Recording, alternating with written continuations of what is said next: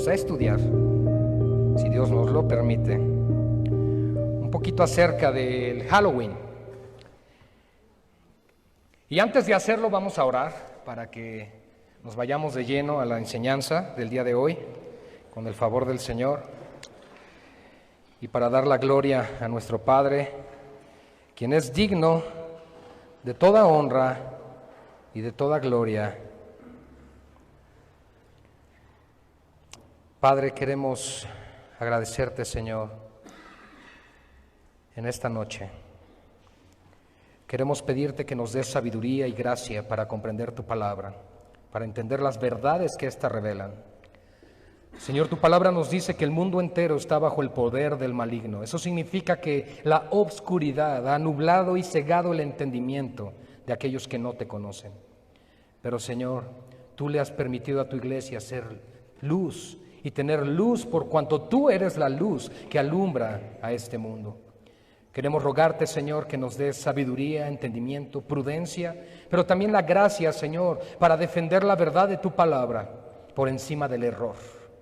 El día de hoy, Señor, analizaremos una retrospectiva de lo que el mundo entiende y enseña y promueve como lo que es la fiesta pagana del Halloween, el Día de Muertos, el Día de Brujas, etcétera, etcétera. Y a su vez presentaremos una defensa a la luz de las Escrituras de cómo debe vivir la Iglesia a la luz de la verdad revelada. Gracias por la vida de mis hermanos y ponemos este tiempo en tus manos, Señor. Te ruego que me des prudencia, sabiduría y humildad para presentar esta breve enseñanza para la edificación del cuerpo de Cristo. Te damos gloria a ti, Padre, en el nombre de nuestro Señor y Salvador Jesús. Amén y amén. Gloria al Señor. Queremos dar también la bienvenida a nuestros hermanos que nos escuchan a través de la página de Éfeso, vestidos de toda armadura, ubicados en Mar del Plata, Argentina. Y bueno, gloria a Dios que nos permite a través de estos medios digitales llegar a tantos países con la palabra del Señor. Bien, he titulado, hermanos, la breve enseñanza de esta noche: Halloween no es un juego, es una fiesta satánica. Y es muy importante, hermanos, que entendamos lo que sucedió en el contexto histórico, cómo se formó, de dónde viene, digamos que los antecedentes que nos muestra la misma historia, porque algo que sucederá aún puede ser profético, pero algo que ya sucedió se ha convertido en historia. Y nosotros, por lo tanto, podemos ver a la luz de lo que la historia nos presenta, la historia del hombre, porque estudiar historia es bueno saber lo que ha pasado en el pasado, lo que ha sucedido con nuestros antepasados y conocer entonces así la verdad. La realidad, hermanos, es que la verdad absoluta, como verdad existencial, por supuesto, se encierra únicamente en la persona de nuestro Señor Jesucristo y en su palabra. Su palabra es verdad. El Señor oró en Getsemaní diciendo al Padre: santifícalos en tu verdad, porque tu palabra es verdad.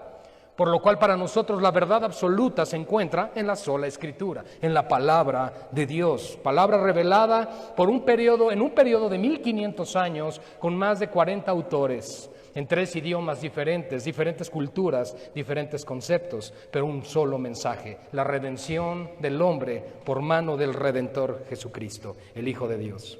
Veamos ahora el origen histórico de lo que conocemos como lo que es Halloween.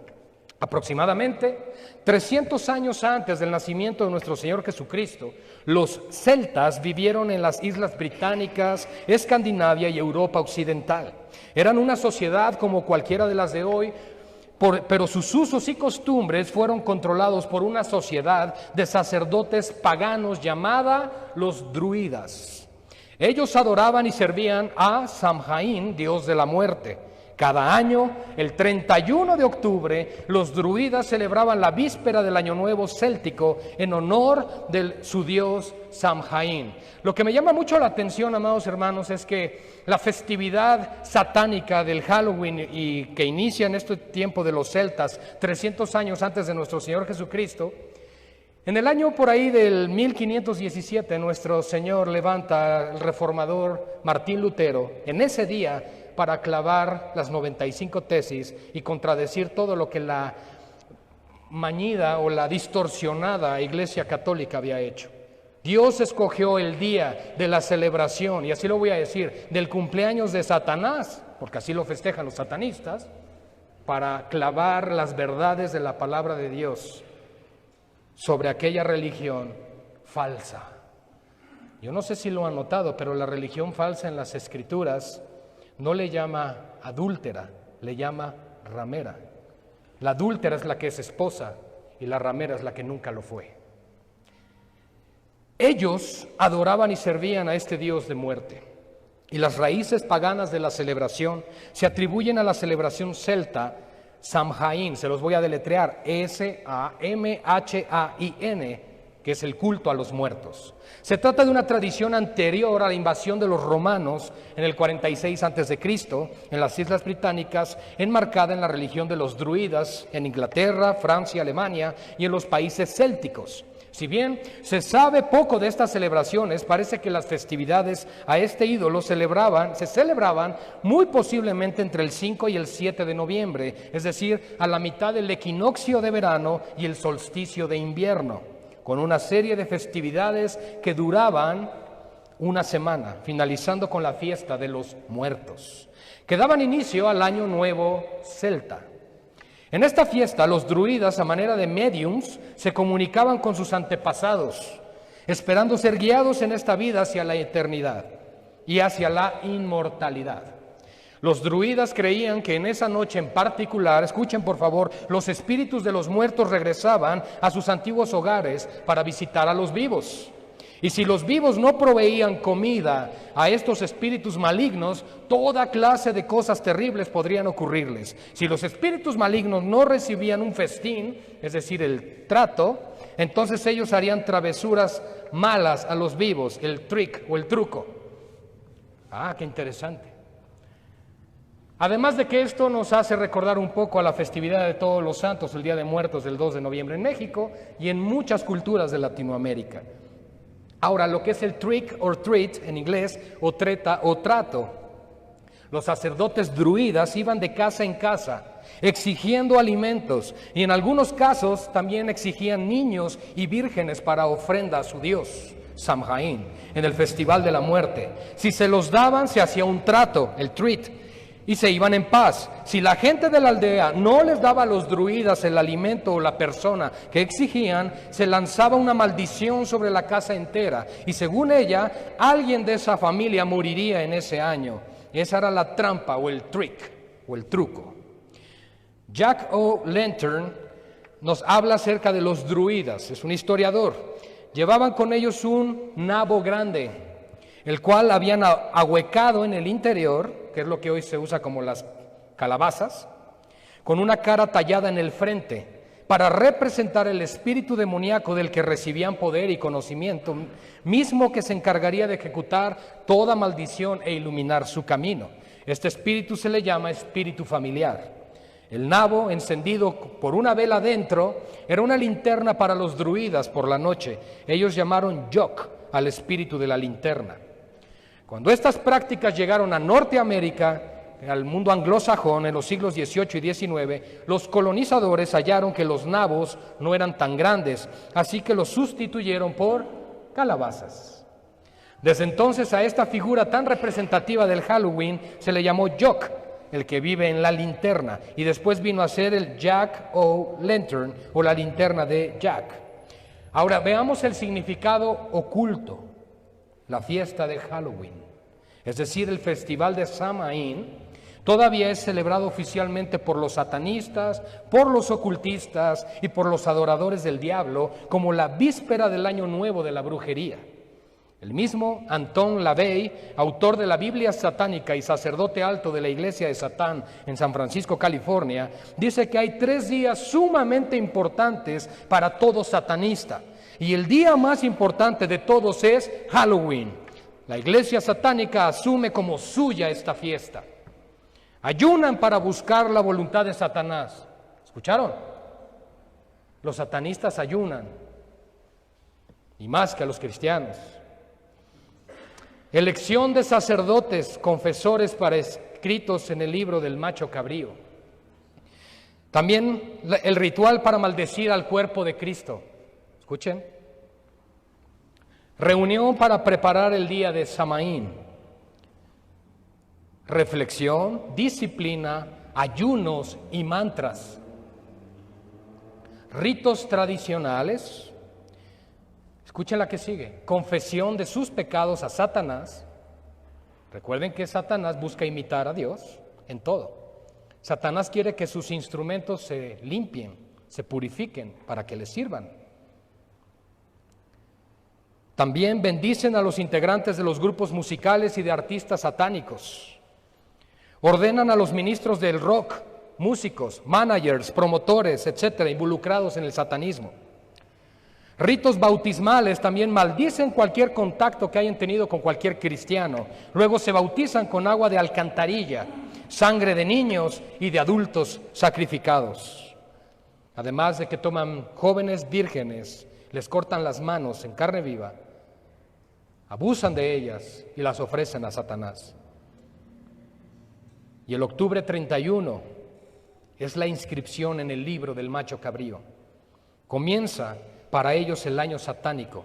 Se invoca el poder total de Belcebú. ¿Recuerdan lo que le dijeron a Jesús? Que él no echaba a los demonios fuera en el Espíritu de Dios, sino con el espíritu de Belcebú, el dios de las moscas.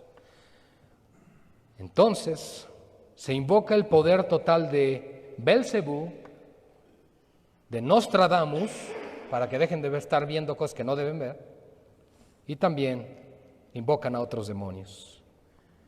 El noviembre 1 se sella a los satanistas. Un cristiano está sellado con el espíritu de redención, aguardando el día de la redención. Ellos son sellados también. En todo imitan al pueblo de Dios. En todo Satanás imita a Dios. Pero algo que me duele decir es que los satanistas son más comprometidos con su Dios que el creyente cristiano con Dios. Se sella a estos satanistas y se sella a los espíritus de los muertos para sacarlos del purgatorio, algo que sabemos que no existe. Es decir, que entregan ofrendas, altares y recuerdos a los muertos para que sean altares para la invocación a los demonios. Y nosotros no debemos hacernos partícipes con los demonios. Así que nada ofrecido, nada de esas ofrendas, sea en la escuela de los niños, sea en la casa de la abuelita, sea donde sea, nada de eso debe entrar al vientre de un creyente. Esa es la breve introducción de lo que quería compartir con ustedes hoy. El 31 de octubre es la fiesta más grande y emblemática del año para los satanistas. No solamente es un día donde los pequeñitos se disfrazan, qué inocente, qué mal les hacemos a los niños, que se diviertan, que salgan, es más, es atractivo. Oye, se disfrazan, salen, les dan dulces, qué bonito suena todo eso. Pero como iglesia debemos conocer todo el trasfondo, el origen de las cosas y su significado espiritual. Hermanos, la Biblia dice que el que es espiritual discierne las cosas que son del Espíritu. Aquel que es de Cristo va a discernir las cosas del Espíritu, pero aquellos que están en el mundo no pueden discernir las cosas del Señor. Es más, son locura para ellos. Ahora, para nosotros es locura lo que hacen los satanistas, pero ahora que estamos en Cristo podemos ver con la luz de Cristo, con la luz del Evangelio, podemos darnos cuenta de este tipo de verdades. Pero antes participábamos de ellas. ¿Qué tenemos que hacer nosotros? No se trata solamente de inculcarles a nuestros hijos un temor, no se trata de esclavizarles y decirles, tú no participas de esto. Hay que enseñarlos, hay que instruirlos. Y hay que equiparlos con el conocimiento de todo esto para que nosotros podamos presentar una defensa sabia ante lo que el mundo promueve. Hermanos, el Halloween es la fiesta de Satanás. Y tú y yo no podemos hacernos partícipes de las tinieblas. Tú y yo somos llamados por Cristo a ser luz y a ser sal. Ahora, escuchamos cosas como que la iglesia de Satán se reúne para maldecir al cuerpo de Cristo. pero les tengo una buena noticia. Hemos sido bendecidos en los lugares celestiales con toda bendición espiritual en Cristo Jesús. Así que el pueblo de Dios no puede ser maldecido, porque somos benditos en Cristo y nuestra vida está escondida en Cristo y Cristo en Dios. Así que tenemos nosotros la confianza y la seguridad de que haga lo que haga, el diablo y el reino de las tinieblas no podrá afectar a la iglesia. Pero algo que sí nos debe motivar todo esto es a predicar el Evangelio. No a encerrarnos en nuestra burbuja. No a decir solamente eso es del diablo y basta. ¿Qué vamos a hacer? Tenemos que hablar el Evangelio. Como lo hemos venido hablando en las últimas y diferentes reuniones, tenemos que volver a la palabra del Señor y que sea la palabra de Dios la que hable la verdad a través de nuestras bocas. Ahora quiero presentar algunas citas bíblicas que nos van a ayudar en primer lugar a comprender el por qué es que el hombre se ha inclinado hacia esta maldad, hacia este tipo de comportamiento, hacia una sumisión total a Satanás. Yo quiero recordar en primer lugar la condición del hombre. El hombre fue creado libre y el hombre, hablando de Adán, fue creado para enseñorearse de todo el huerto, de toda la creación. Dios le dio la autoridad a Adán para gobernarlo todo. Pero en el momento en que Adán peca, voluntariamente se somete ahora a la autoridad de aquel que le venció. Recuerden que la Escritura dice que nos convertimos en esclavos por aquel que somos vencidos. Satanás vence con su tentación y ahora el hombre se subordina a Satanás y Satanás toma el control de toda la creación. ¿Es posible eso? Sí, es posible. Él tiene el control en este mundo, bajo la autoridad de Dios, por supuesto, no hay que espantarse, pero Él tiene el control. Los reinos de este mundo, recuerden que van a venir a ser de Cristo, pero aún no. Es esa extraña tensión en el de ya, pero todavía no, ¿no? Como lo hemos platicado. Ya somos salvos, pero todavía no se manifiesta lo que ha de manifestarse. Y Génesis capítulo 6, versículo 5, hermanos, nos dice una verdad muy identificable de la condición del corazón del hombre. Días de Noé, tiempos de gran apostasía, tiempos de gran maldad y perversión y depravación en la humanidad. Estamos hablando unos cuantos años, unos cuantos miles de años después de que Adán fue expulsado del huerto. Pero vean esto, hermanos. Y vio Jehová que la maldad, Génesis 6:5, y vio Jehová que la maldad de los hombres era mucha en la tierra, y que todo designio de los pensamientos del corazón de ellos era de continuo solamente el mal. ¡Wow! Por eso los destruyó el Señor. Por eso Dios preservó a 8 personas, a Noé, a su esposa, a sus 3 hijos y sus 3 nueras. Y toda la demás carne pereció. Pero los 8 sobrevivientes llevaban también la simiente de Adán. Y al llevar la simiente de Adán, las generaciones venideras nacen bajo condenación y bajo pecado. Así que todo eso vino hasta nosotros. Y esta es una de las razones por la cual el corazón del hombre se inclina hacia esos malos deseos. Solo imagina por un momento sacrificar a un bebé. Tómalo por contexto. Imagínate tú levantando un cuchillo y sacrificando un bebé. Yo creo que no haya cabida en nuestros pensamientos. Pero estas personas lo hacen como si estuvieran abriendo cualquier animal. Se lo ofrecen a su Dios, a Satanás. El corazón es el problema, porque del corazón del hombre surgen los adulterios, las fornicaciones, las blasfemias, las mentiras, etcétera, etcétera. Romanos 1. Ahora nos trasladamos rápido a lo que el apóstol Pablo nos tiene que decir acerca de la condición del hombre depravado, sin Dios, perdido en sus pecados, bajo la condenación del pecado de Adán. Es por eso, amados hermanos, en lo que lo encuentran, Romanos 1, 28 al 32, es por eso que en las Escrituras se nos habla de Cristo como el postrer Adán. Y ahora nosotros, cuando nacemos de nuevo, la simiente de Cristo está en nosotros. Y es por eso que ahora podemos ser llamados hijos de Dios, santificados y justificados, porque Cristo ahora nos adoptó como hijos. Romanos 1, 28 al 32 dice: y como ellos, hablando de la humanidad, no aprobaron tener en cuenta a Dios, fíjense lo que sucede aquí, hermanos. La maldad del corazón del hombre es tan grave y tan perversa, y está tan cegado el entendimiento del corazón, que no tienen en cuenta a Dios. ¿No acaso nos encontramos con eso en las calles? ¿No nos encontramos con eso en las familias? ¿No nos encontramos con eso incluso con los gobiernos que nos liderean en las diferentes naciones? No tienen en cuenta a Dios, siguen el consejo de su perverso corazón. Y nos dice aquí: por cuanto no tomaron en cuenta a Dios, Dios los entregó. Fíjense lo que dice la Escritura: Dios mismo los entrega a una mente reprobada. Ahora te das cuenta el por qué cuando venimos a Cristo el Señor nos dice: renueva tu entendimiento. Debes cambiar tu forma de pensar. Debes sustituir tus pensamientos pecaminosos con los pensamientos de Dios, su palabra.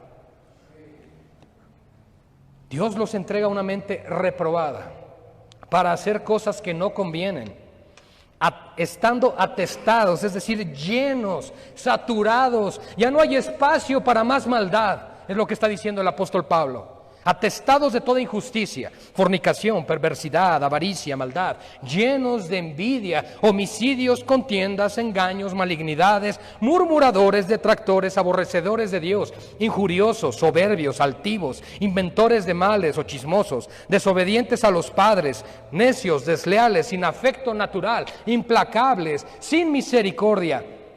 ¡Ay, qué lista! Quienes, habiendo entendido el juicio de Dios, ¿cómo es que puede entender el juicio de Dios el hombre por lo que Dios hizo en el pasado? Dios ha juzgado y ha cumplido sus juicios. Hay registros geográficamente comprobables de la destrucción de Sodoma y Gomorra. Por supuesto, del gran diluvio universal, sino donde quedaron todas las aguas en los mares. Pero lo que nos está diciendo aquí Pablo es: todos los hombres han entendido que por la condición del corazón viene el juicio de Dios. Pero a pesar de eso dice, aunque entendieron, fíjense, no está diciendo que ignoraron, entendieron el juicio de Dios, que los que practican tales cosas son dignos de muerte, no solo las hacen, sino que también se complacen con los que las practican. ¡Wow!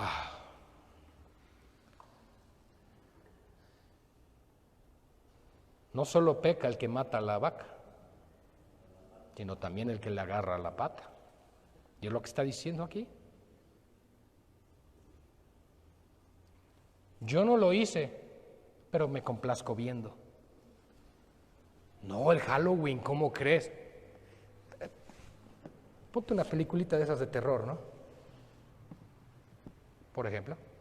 No, pero yo no participo en eso, ¿cómo crees? Y estamos permitiendo. No lo hacemos, pero nos complacemos con los que lo practican. Y hay enseñanzas más fuertes detrás de esto. Podrías pensar: mira, yo no soy adúltero. Pero me complazco viendo pornografía. Y así, sucesivamente. Y bueno, esto es lo que dice la Biblia, hermanos. Deuteronomio 18, 10 al 12. Regresémonos tantito a la ley ahora. Y vean lo que dice la Escritura en Deuteronomio 18, 10 al 12. No sea hallado en ti quien haga pasar a su hijo o a su hija por el fuego. Había un ídolo llamado Moloc, al cual se le ofrecía este tipo de sacrificio. Es decir, que lo lleva ante brujos, ante curanderos, ante espiritistas y mediums. Tampoco ni quien practique adivinación ni agorero, es decir, los que te predicen el futuro. No, No, hermano cristiano, no, hermana cristiana, nada de andar leyendo la mano, nada de andar leyendo las cartas, nada de andar yendo con el vidente, nada de andar yendo con el brujo. Es que vine porque me dijeron que es muy bueno, que me cura no sé qué. No,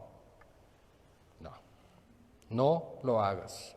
Ni sortílego, es decir, que hace pactos o juramentos pecaminosos. Ni hechicero, ni encantador, ni adivino, ni mago, magia blanca o magia negra, como la quieras llamar, ni quien consulte a los muertos. Nada de jugar ouija, nada de estar haciendo ritos, nada de estar involucrado en esas cosas, porque ahora fuimos trasladados de ese reino al reino de Cristo en su luz admirable. Ya no somos de las tinieblas, para que nos alcance también el día de Cristo en tinieblas, sino que ahora somos hijos de luz, dice la Escritura. Porque, ¿qué creen, hermano? Dice aquí Moisés, que el que hace esto es abominación, es decir, blasfemia. Y déjame decirte que el pecado imperdonable es la blasfemia contra el Señor. Es blasfemia para con Jehová cualquiera que hace estas cosas. Y por estas abominaciones, por esta causa, por estas prácticas, por hacer esto, Jehová tu Dios echa estas naciones delante de ti. En otras palabras, Israel, santifícate, límpiate. No haya en ti quien practique todo esto, porque por causa de esto, todos sus enemigos van a ser destruidos. En otras palabras, aguas. Es una advertencia. El pueblo de Israel, ¿qué hizo?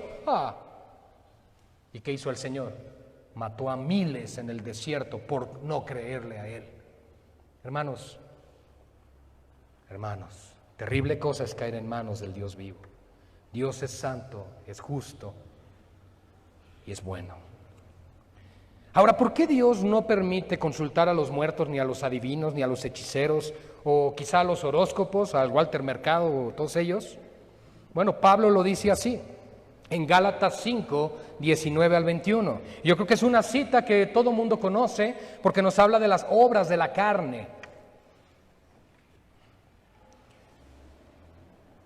Y Pablo inicia esta sección en el versículo 19 diciendo, y manifiestas son, es decir, las obras de la carne son evidentes, no se pueden ocultar, de la misma forma como no podríamos ocultar el fruto del Espíritu Santo.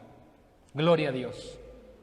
Aquel cristiano o aquel que se dice cristiano, pero no refleja el fruto del Espíritu Santo, mas da evidencia de las obras de la carne, ¿qué podríamos pensar? Que probablemente ni siquiera sea salvo. Así que dice, y manifiestas son las obras de la carne, que son, ya viene la lista, adulterio. Pero entonces si soy cristiano y tengo por ahí una aventura y Dios no podrá, no, es pecado, es obra de la carne y lo único que estás haciendo por ser adúltero es atesorar ira para el día de la ira sobre ti. Fornicación, sexo fuera del matrimonio, ya sea casado o no casado, ¿verdad? Bueno, el adulterio es cuando estás casado, fornicación cuando no estás casado. Inmundicia, lascivia, idolatría. Aquí viene la clave de lo que estamos diciendo, hechicerías. Todo lo que tiene que ver con el ocultismo son hechicerías. Y es una obra de la carne. Es una evidencia de que Dios no gobierna tu vida. Es una evidencia de que tú no estás siendo controlado por el Espíritu Santo. Además también nos habla de enemistades. Una obra de la carne es no perdonar a tu enemigo. Pleitos, celos, iras, contiendas, disensiones, herejías, envidias, homicidios, borracheras, orgías. Y si dices, ya la libré porque lo que hago no está ahí, no dice, y cosas semejantes a estas, acerca de las cuales os amonesto, como ya os lo he dicho antes. Hermanos, escuchen con mucha atención, que los que practican tales cosas no heredarán el reino de Dios. No nos engañemos. Pablo lo dice así, no erréis. Dios no puede ser burlado, porque todo lo que el hombre siembra, cosechará.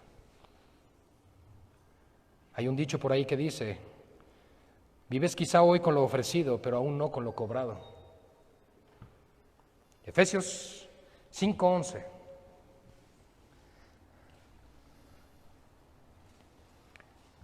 Este es el consejo que nos da la palabra de Dios, hermanos. ¿Estamos predicando a la iglesia del Señor Jesucristo en esta noche? Muy bien, entonces la Escritura nos dice, y no participéis en las obras infructuosas de las tinieblas, sino más bien reprendedlas. Analicen por un momento la palabra infructuosa. Todo lo que tiene que ver con el reino de las tinieblas es obra de la carne, no fruto del Espíritu. No produce ningún fruto, no produce nada agradable para la gloria de Dios. Todo lo que produce es enemistad para con Dios. Si de por sí nacemos enemistados con Dios, nacemos por naturaleza como hijos de ira, imagínense, hermanos, si además de eso vivimos con una vida totalmente en contra de Dios. Así que no participemos de esas obras que no producen ningún fruto, sino más bien dice reprenderlas. Muy bien. Y reprenderlas es darles la espalda, no involucrarse y ni siquiera participar y además defender la verdad sobre el error de las tinieblas. Y ahora, hermanos, quiero que me acompañen por favor a Hechos capítulo 2, versículos 22 al 32. Hechos 2, 22 al 32. Vamos a dar un pequeño giro a la enseñanza. Ya vimos en este momento, o hasta este momento, el origen del Halloween.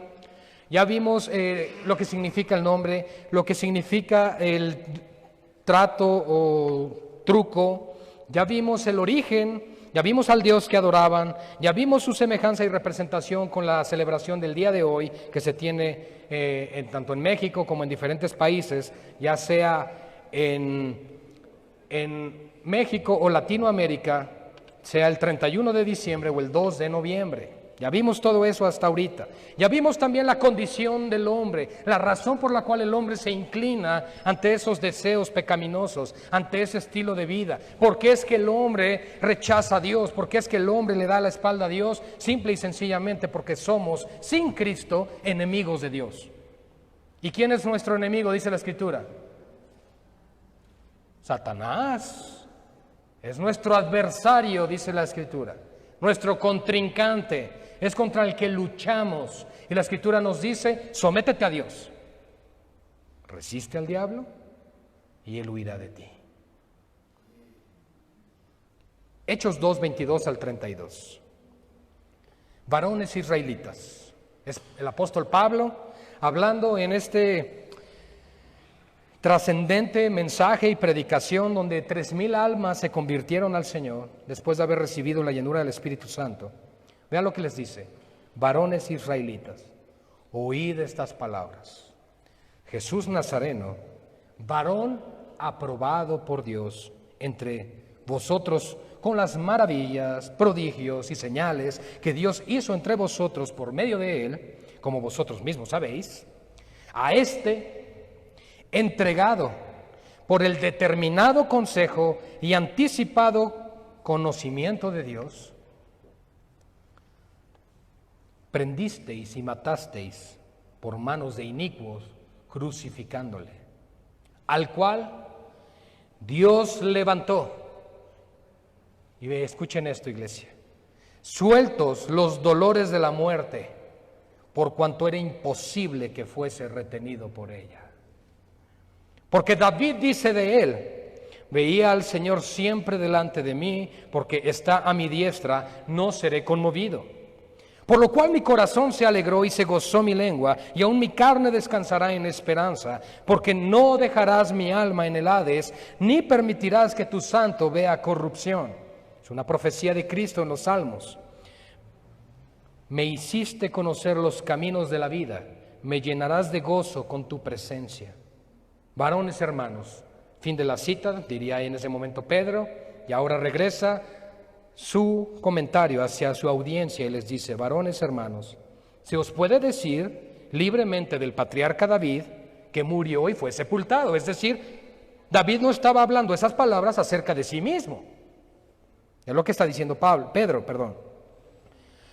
Él fue sepultado y su sepulcro está con nosotros hasta el día de hoy. Pero siendo profeta, Y sabiendo con juramento, Dios le había jurado que de su descendencia, en cuanto a la carne, levantaría al Cristo para que se sentase en su trono. Recuerden que Cristo es el cumplimiento del pacto davídico. Cristo se sienta en el trono de David eternamente.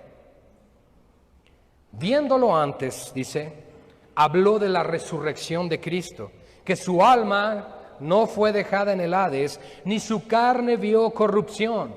A este Jesús resucitó Dios, de lo cual todos nosotros somos testigos.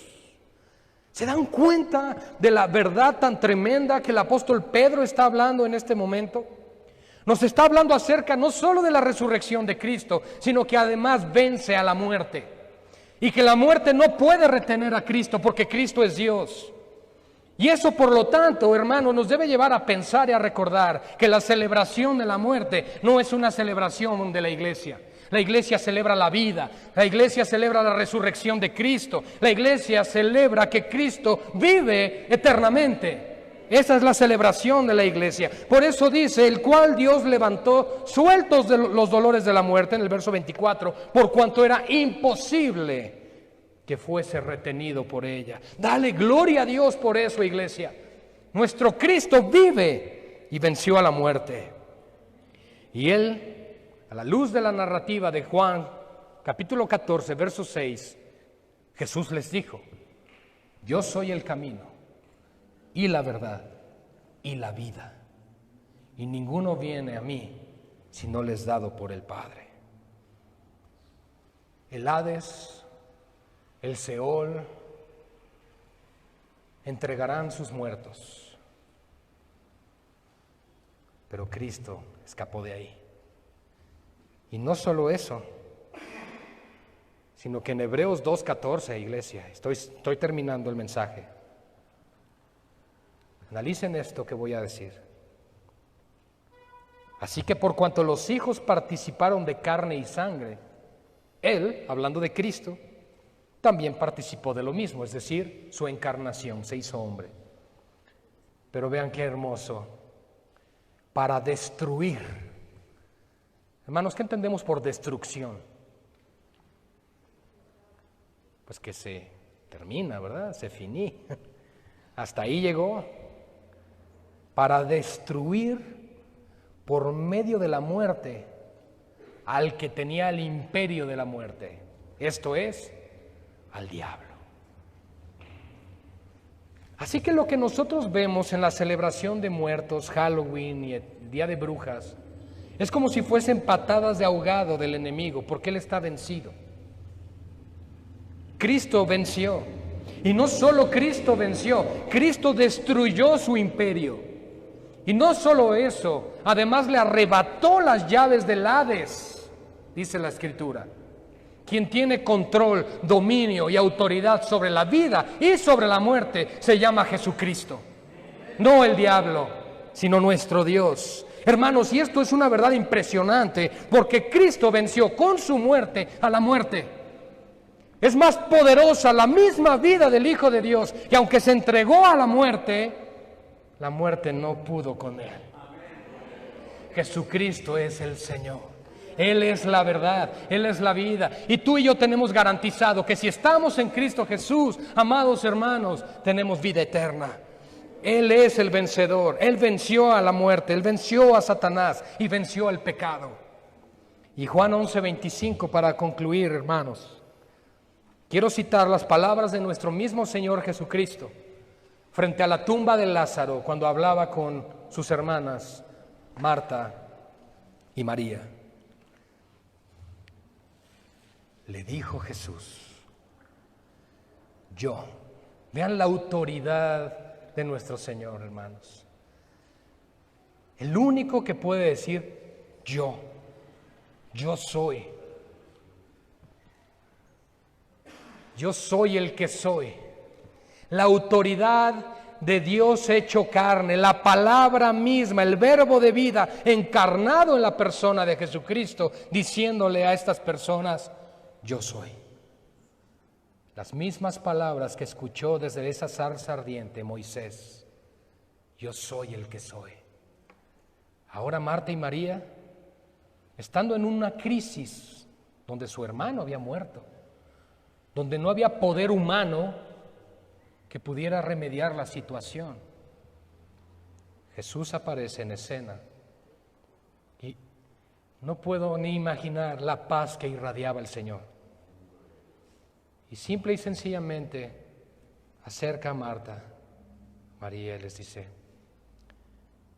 yo soy la resurrección y la vida. El que cree en mí, aunque esté muerto, vivirá. Gloria a Dios. Oremos, iglesia. Oh Señor, alabado sea tu nombre.